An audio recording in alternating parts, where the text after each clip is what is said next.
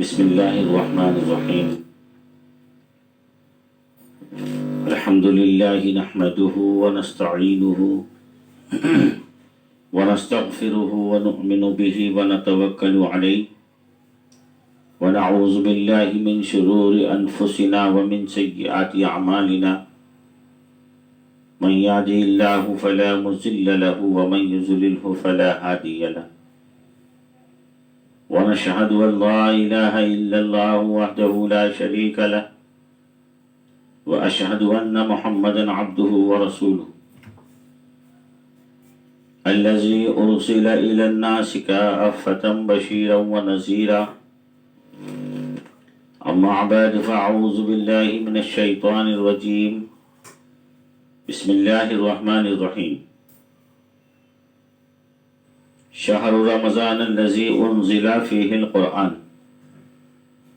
صدق اللہ العظیم۔ برادران اسلام، نوجوان ساتھیوں، قابل احترام پردہ نشین خواتین و حضرات، اللہ سبحانہ و تعالیٰ کا شکر کرم اور اس کا احسان ہے کہ اللہ نے رمضان المبارک کا مہینہ پھر ہماری زندگی میں عطا فرمایا۔ الحمدللہ آج 14واں روزہ رمضان المبارک کا ہے اور انشاءاللہ آج 15ویں شب ہوگی۔ رمضان المبارک کے 3 عشرے ہوتے ہیں۔ میں نے آپ کو پچھلے بیان میں پہلے اور دوسرے اور تیسرے تینوں عشرے کے بارے میں سمجھا دیا تھا۔ اس دن میں کیا کرنا ہے، رمضان کے راتوں میں کیا کرنا ہے، کون سی عبادت اللہ کو زیادہ افضل ہے، زیادہ پسند ہے، کن عبادتوں کو اللہ سبحانہ و تعالی پسند فرماتے ہیں، کون لوگ ہیں جن سے اللہ سبحانہ و تعالی اس مہینے میں راضی اور خوش ہو جاتے ہیں، ان پر اللہ سبحانہ و تعالی کی رحمت ہوتی ہے، مغفرت ہوتی ہے، ان کے گناہوں کو معاف کر کے اللہ سبحانہ و تعالی ان کے درجاتوں کو بلند فرما دیتے ہیں اور جہنم سے نجاتی عطا فرما دیتے ہیں۔ لیکن 4 قسم کے لوگ ایسے ہیں جن کی اس مہینے میں مغفرت نہیں ہوگی، جن کے روزے، نماز، تراویح، ذکر و تلاوت اللہ سبحانہ و تعالی کو پسند نہیں آئے گی۔ اب کون 4 لوگ ایسے ہیں، سوال یہ ہے، اور اس پر بات کرنا بھی بے حد ضروری ہے، کہیں ایسا نہ ہو کہ ان 4 لوگوں میں ہم بھی شمار ہوں، اور اگر ہیں تو پھر ابھی وقت ہے کہ اسی رمضان المبارک کے مہینوں میں، راتوں میں، دنوں میں اللہ سبحانہ و تعالی سے ان گناہوں سے معافی مانگی جائے، اور جن گناہوں کے بارے میں اللہ سبحانہ و تعالی فرماتے ہیں کہ ان لوگوں کو بھوک، پیاس، تھکان کے علاوہ کچھ بھی حاصل نہیں ہوگا اور ان کی مغفرت کسی قیمت پر نہیں کی جائے گی۔ اب لوگوں کے دل میں یہ سوال کھڑا ہو رہا ہوگا، یہ بات آ رہی ہوگی، کہیں ایسا تو نہیں ہے کہ میں پھنس جاؤں، وہ گناہ میرے اندر تو شامل نہیں ہیں۔ تو اب ہم ان گناہوں کو گننے کی کوشش کرتے ہیں اور بتاتے ہیں کہ 4 ایسے لوگ کون ہیں، ان میں عورتیں بھی ہیں، ان میں مرد بھی ہیں، مرد حضرات بھی ہیں اور عورتیں بھی ہیں۔ نمبر 1، وہ شخص جو شراب پیتا ہو اور اس مہینے میں شراب سے توبہ نہ کرے۔ اب ہم سب لوگ بڑے خوش ہوں گے، چلو ایک منزل آسان ہوئی، ہم تو شراب پینے والوں میں نہیں ہیں۔ بہت کم لوگ شراب پینے والے ہوتے ہیں اور اس مہینے میں جو پیتے ہیں ان کی تعداد ان سے بھی کم ہوتی ہے۔ تو پہلے سگنل سے ہماری گاڑی نکل چکی، ایک پرمیشن مل چکی ہے آگے چلنے کی، کہ ہم میں وہ خطا نہیں پائی جاتی کہ ہم لوگ شراب پئیں، حرام جیسی چیز کا استعمال کریں، خاص طور سے اس مہینے میں۔ اب دوسرا کون سا شخص ہے کہ جس کو اللہ سبحانہ و تعالیٰ اس مہینے میں بھی معاف نہیں فرمائیں گے، یہاں تک کہ ان کے سجدوں سے اللہ خوش نہیں، ان کے روزوں سے اللہ خوش نہیں، ان کی قرآن کریم کی تلاوتوں سے، ذکر سے اللہ خوش نہیں، ان کے صدقہ خیرات بانٹنے سے اللہ خوش نہیں، اللہ کو ان کا زکوٰۃ دینا بھی پسند نہیں آتا۔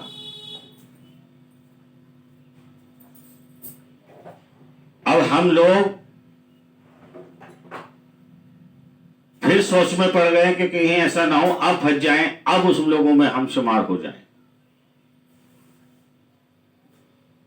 تو وہ دوسرا شخص کون ہے؟ جو والدین کا نافرمان ہے، جب تک والدین سے معافی نہیں مانگ لے گا وہ بھی اس مہینے میں قبول نہیں کیا جائے گا۔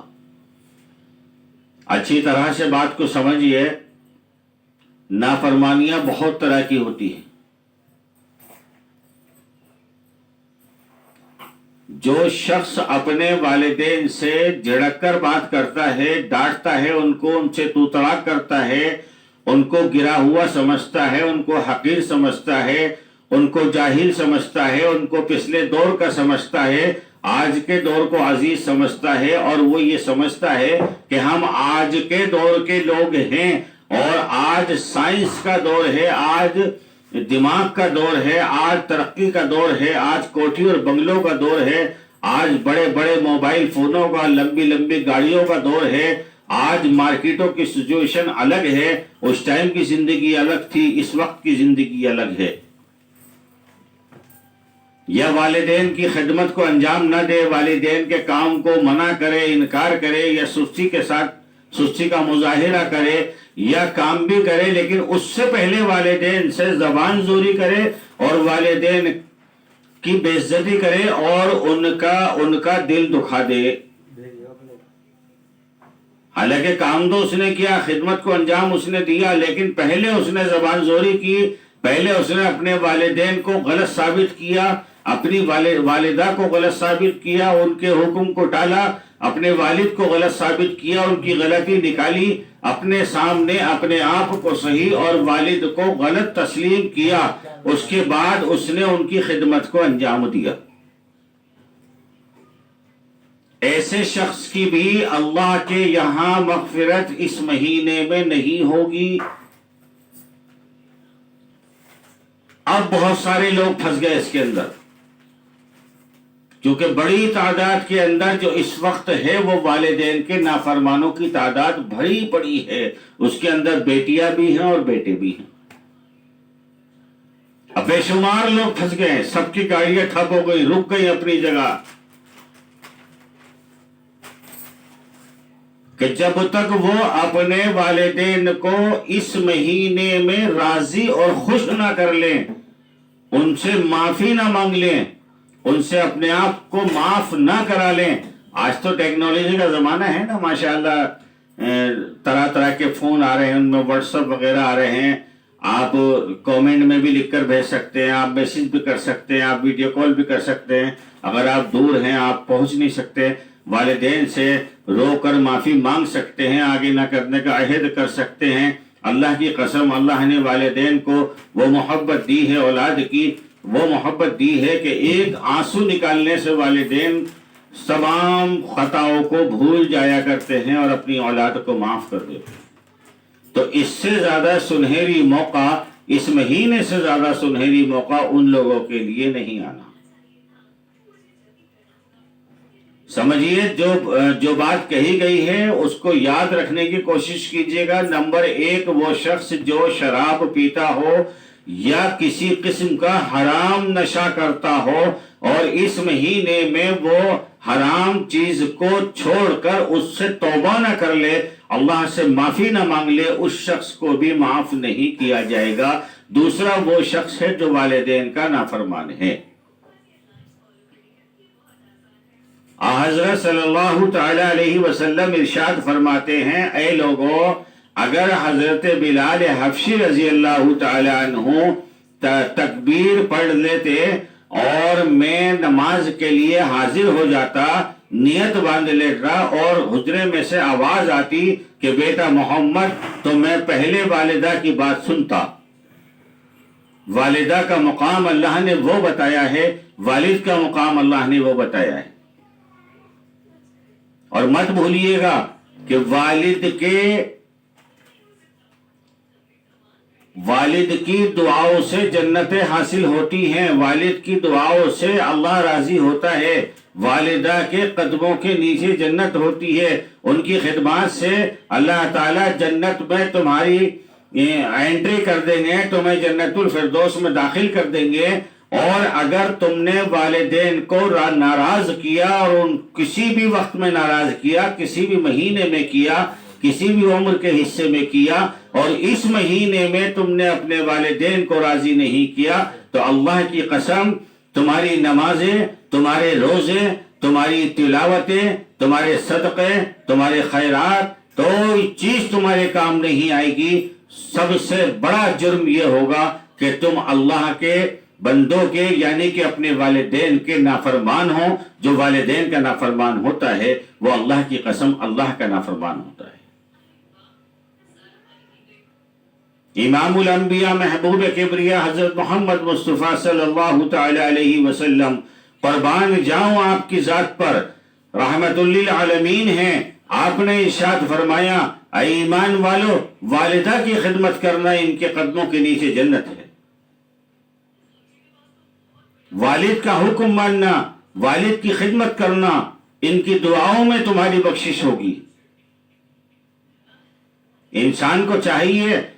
بیٹا ہو یا بیٹی ہو، کسی بھی عمر سے گزر رہا ہو، کوئی بھی تعلیم ہو، کتنی طاقت ہو، کتنا ہی بڑا بزنس مین ہو، تجارتی ہو، صبح شام اپنے والدین کی خدمت کو انجام دے، والدین کو خوش کرے، راضی کرے، ان کے پیر بھیجے، ان کے سر میں مالش کرے، اور تمام ان کے سروں میں سر رکھ کر ان سے معافی مانگے کہ اللہ کے واسطے ہمیں معاف کر دیجئے، اگر آپ نے معاف نہیں کیا تو پروردگار بھی ہمیں معاف اس مہینے میں نہیں فرمائیں گے۔ تو میرے عزیز ساتھیوں، دو شخص تو یہ وہ ہوئے جن کو اللہ سبحانہ و تعالیٰ نے اعلان فرما دیا کہ ان کی مغفرت اس مہینے میں بھی نہیں ہوگی۔ اب سوال یہ اٹھتا ہے کہ تیسرا شخص وہ کون ہے جس کے لیے یوں فرمایا گیا کہ اس کو بھی اس مہینے میں اللہ کی شفاعت حاصل نہیں ہوگی، اللہ کے نبی کی شفاعت حاصل نہیں ہوگی، اللہ کی رحیمی اور کریمی حاصل نہیں ہوگی، اور اللہ کی رحمت نظر اس پر نہیں پڑے گی۔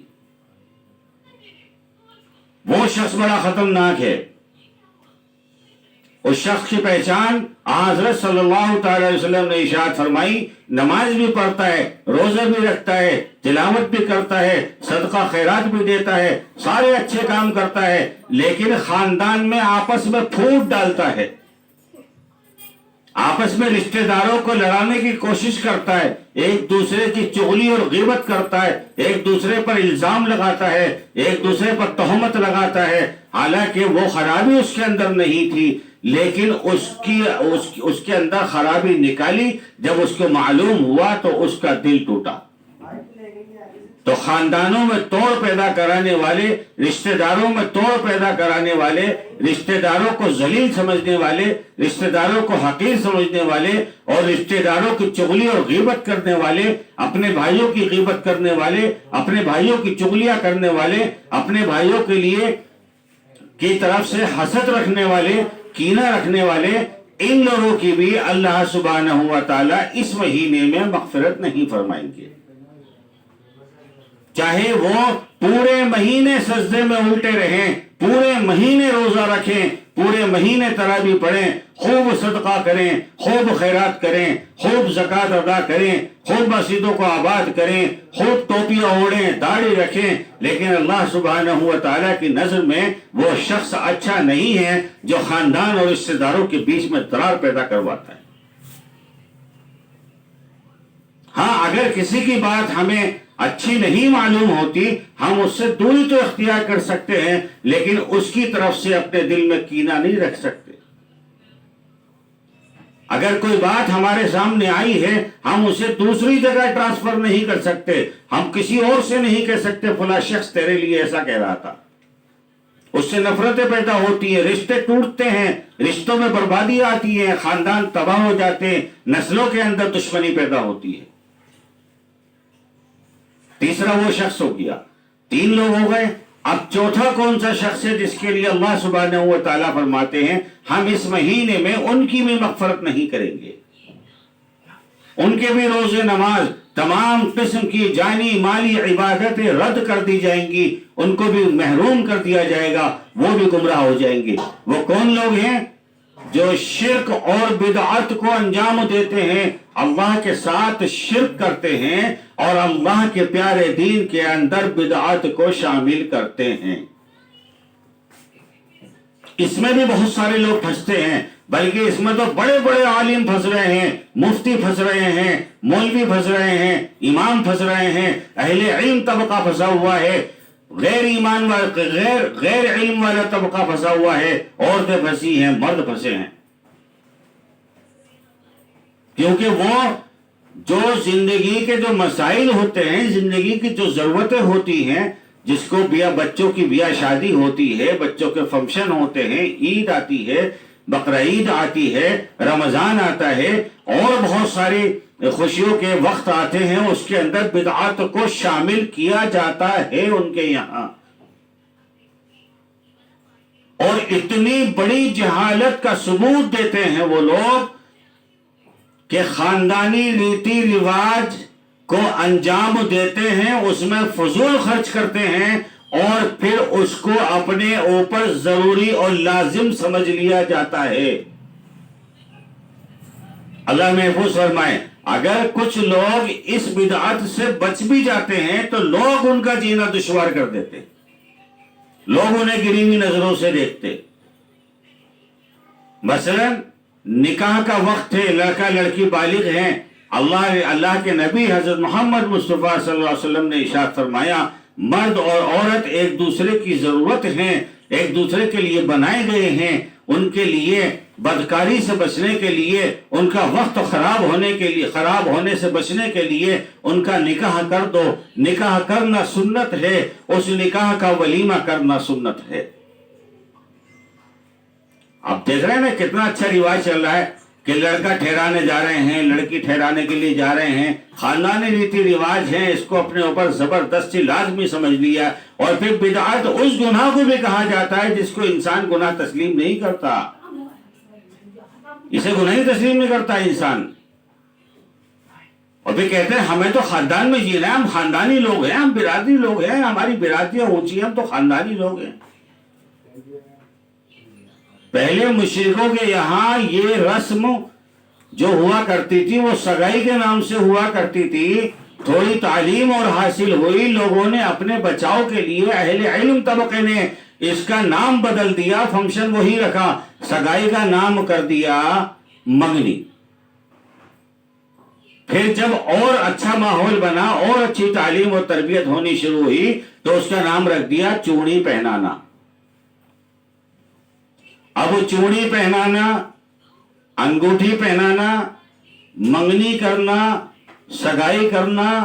آپ نے ہزاروں روپے کا قتل کر دیا، ہزاروں روپیہ اپنے ویران کر دیے، ہزاروں روپیے کی خردم خماری کر دی۔ اتنے روپے میں تو بچے کا نکاح ہو کر کے دلہن گھر پر بھی آ جاتی اور اس کا گھر آباد ہو جاتا۔ اب یہ تمام کی تمام رسمیں تو ہو چکی، لیکن اب دوسری رسم کیا آتی ہے جو اصل رسم ہے شریعت پاک کی، کہ ولیمے کے لیے پیسے نہیں ہیں۔ لڑکی والے کے یہاں 10 لوگوں کا لے جانا لازمی ہے، یہ ناراض ہو جائے گا، وہ ناراض ہو جائے گا، یہ سمبندی ناراض ہو جائے گا، یہ رشتہ دار ناراض ہو جائے گا، اس کی کسی کو فکر نہیں ہوتی کہ اللہ ناراض ہو جائے گا۔ تو یہ 4 وہ لوگ ہیں جن کے لیے اللہ سبحانہ و تعالیٰ نے ارشاد فرما دیا کہ ان لوگوں کی مغفرت اس مہینے میں نہیں کی جائے گی۔ میں نے قرآن کریم کی ایک آیت آپ کے سامنے ابھی تلاوت کی تھی، اور ہر بیان میں جب سے رمضان المبارک کا مہینہ شروع ہوا ہے ہر بیان میں اس آیت کو تلاوت کرتا ہوں کہ شہر رمضان الذی انزل فیہ القرآن، اللہ سبحانہ و تعالی فرماتے ہیں کہ یہ وہ مہینہ ہے جس مہینے میں ہم نے قرآن کریم کا نزول فرمایا۔ تو معلوم یہ ہوا کہ روزہ نماز کے بعد اگر سب سے اونچا اور بڑا عمل ہے تو وہ قرآن کریم کی تلاوت کرنا، سننا اور سنانا ہے اس مہینے کے اندر۔ اور کیوں نہ ہو کہ اس مہینے کی شب قدر ہی سے اللہ سبحانہ و تعالی نے قرآن کریم کو نافذ فرمانا شروع کیا اور شب قدر ہی میں مکمل فرما دیا، لگ بھگ 23 سال کا وقفہ۔ جیسے جیسے ضرورت میسر آتی گئی اس کے بقدر اسی طرح کی آیتیں اور صورتیں نازل ہوتی گئی جناب رسول اللہ صلی اللہ علیہ وسلم پر،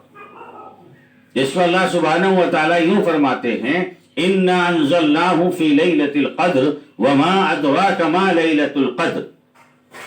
کہ ہم نے قرآن کریم کو لیلۃ القدر میں یعنی شب قدر میں نازل کرنا شروع کیا، نافذ کرنا شروع کیا، اس کا نزول کرنا شروع کیا اور شب قدر ہی میں اس کو مکمل فرما دیا۔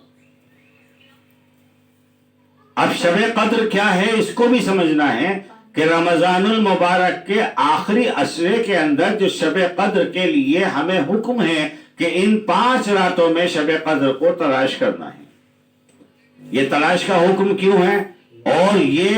دونوں باتیں میں الگ الگ کر کے اس لیے کر دینا چاہتا ہوں، اس لیے سمجھا دینا چاہتا ہوں کہ وہ شخص جو اختلاف کو پسند کرتا ہے، اختلاف رکھتا ہے آپس میں، وہ عبرت حاصل کریں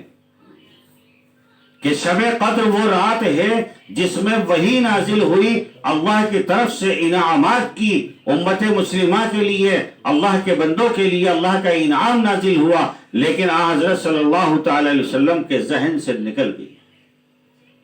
صبح آپ نے CID دوڑائی، صحابہ کو سمجھایا، صحابہ کو دوڑایا، صحابہ کو پھیلایا، معلوم یہ ہوا کہ 2 لوگوں میں اس رات میں آپس میں اختلاف ہو گیا تھا، جس کی نحوست ایسی پڑی کہ اس اختلاف کی نحوست سے وہ اصل تاریخ ہی نکل گئی۔ اس لیے جناب رسول اللہ صلی اللہ علیہ وسلم نے اس 5 راتوں کے اندر شب قدر کی تلاش اور محنت اور بتائی ہے کہ اس کے اندر اللہ سے رویا کرو اور اللہ سے خوب اپنے گناہوں کی معافی کیا مانگا کرو اور اللہ سے آنے والے وقت کی اچھائی کی گہار لگایا کرو۔ یوں سمجھئے کہ جب ذرا سے اختلاف کی نحوست سے شب قدر جیسی رات کھو گئی، تاریخ کھو گئی، تو آج دنیا کے اندر کس قدر اختلاف ہیں۔ بھائی بھائی کے اندر اختلاف، بھائی بہن سے اختلاف رکھتا ہے، بہنیں بہنوں سے اختلاف رکھتی ہیں، باپ بیٹے سے اختلاف رکھتا ہے، بیٹا باپ سے اختلاف رکھتا ہے، پڑوسی پڑوسی سے اختلاف رکھتا ہے۔ گویا یہ کہ تمام اختلافوں کے اندر کھوئے ہوئے ہیں، تو آج کس قدر نحوست اس دنیا میں پھیلتی ہوگی، پھر بھی اللہ سبحانہ و تعالیٰ کا بڑا کرم اور اس کی رحیمی ہے کہ اس پروردگار نے مجھ پر اور آپ پر پھر بھی رحم فرما رکھا ہے۔ وہ اس لیے کہ پیارے نبی آقا نامدار حضرت محمد مصطفیٰ صلی اللہ تعالی علیہ وسلم نے دعائیں فرمائی ہے امت کے لیے، آیا اللہ میری امت ہلاک نہ ہو، میری امت برباد نہ ہو، اس کے اوپر آسمانی کوئی بھی ایسا عذاب نازل نہ ہو جو پچھلی امتوں پر ہو چکا ہے۔ اسی لیے کہتا ہوں اور شاعر نے بھی کہا ہے کہ یہ سب تمہارا کرم ہے آقا کہ بات اب تک بنی ہوئی ہے، ہمارے اعمال ایسے نہیں ہیں لیکن اللہ کے نبی کی دعائیں ہمارے ساتھ ہیں، اللہ کا کرم ہمارے ساتھ ہے، اس کا فضل ہمارے ساتھ ہے۔ بس اللہ تعالیٰ سے اس مہینے میں رو رو کر گڑ گڑا کر اللہ سے توبہ کرنی ہے، معافی مانگنی ہے اور آنے والے وقت کے لیے اللہ سے مدد کی گہار کرنی ہے۔ آپ سبھی حضرات کو خوب اچھے سے علم ہے کہ میں پوری تفصیل کے ساتھ آپ سے بات نہیں کر سکتا اس وقت میں، کیونکہ وقت کی بہت تنگی ہوتی ہے، میں بھی بیمار رہتا ہوں، زیادہ دیر تک بولنے اور زیادہ بولنے سے سینے میں تکلیف ہو جاتی ہے۔ آپ کو اچھے سے معلوم ہے کہ پوری دنیا کے اندر اس وقت جو امت مسلمہ کے ساتھ ہو رہا ہے، امت مسلمہ پریشان ہے، خسارے میں ہے، نقصان میں ہے۔ اللہ سبحانہ و تعالیٰ سے پوری امت مسلمہ کی جان مال عزت آبرو کی ایمان کی حفاظت کی دعا کریں اور تمام مریضوں کی شفائے کاملہ عاجلہ کی دعا کریں۔ اللہ تعالیٰ سب مریضوں کو شفائے کاملہ عاجلہ عطا فرمائے۔ خاص طور سے فلسطین کے معصوم بچے، فلسطین کی عورتیں، فلسطین کے مردوں کے لیے اللہ سے دعا کریں، اللہ تعالیٰ ان کو کامیابی عطا فرمائیں، ان پر رحم اور کرم فرمائیں، ہماری مساجد و مدارسوں کی حفاظت فرمائیں۔ میں نے پچھلے بیان میں ایک اعلان کیا تھا، میں پھر سے اسے دہرا دیتا ہوں کہ اس وقت جو حالات ہیں پوری امت مسلمہ کے، خالی ہندوستان کی بات نہیں، پوری دنیا کی بات میں کر رہا ہوں، پوری روح سرزمین کی کر رہا ہوں کہ جو امت مسلمہ کے ساتھ گزری ہوئی ہے، اس کے لیے 41 مرتبہ نہ ہو سکے تو کم سے کم 11 مرتبہ سورہ رحمان کی روزانہ تلاوت اپنے گھروں میں کیا کیجئے اور اللہ سے خوب رو رو کے امت کے لیے دعا کیا کیجئے۔ اللہ تعالیٰ امت مسلمہ کو ہر ظلم سے، ہر ظالم سے محفوظ فرمائے۔ اللہ تعالیٰ مسجد اقصیٰ کی، مسجد نبوی کی، مسجد الحرم کی اور ہماری تمام مساجد و مدارسوں کی حفاظت فرمائے۔ اللہ تعالیٰ ہمارے بزرگان دین کی، ہمارے بزرگوں کی، عورتوں کی، مردوں کی، بچوں کی، بوڑھوں کی اللہ تعالیٰ حفاظت فرمائے۔ اللہ تعالیٰ کہنے سننے سے زیادہ عمل کی توفیق نصیب فرمائے۔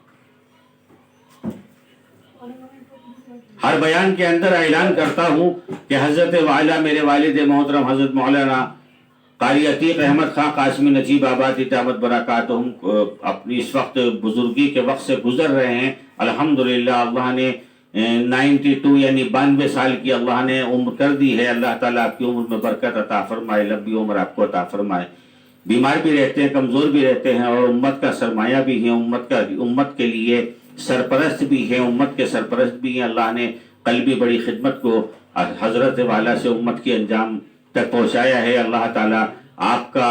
آپ کی سرپرستی پوری امت پر برقرار رکھے اور ہماری سرپرستی اسی طرح ہوتی رہے اور آپ کی دعاؤں میں ہمارا حصہ رہے۔ حضرت والا کی اچھی صحت کی دعا کرے، اللہ تعالیٰ حضرت والا کو صحت کاملہ عاجلہ عطا فرما دے، ان کی مشکلوں کو آسان فرما دے۔ اللہ تعالیٰ امت کے تمام بیماروں کو شفائے کاملہ عاجلہ عطا فرما کر مجھے بھی اللہ تعالیٰ شفائے کاملہ عاجلہ عطا فرما دے۔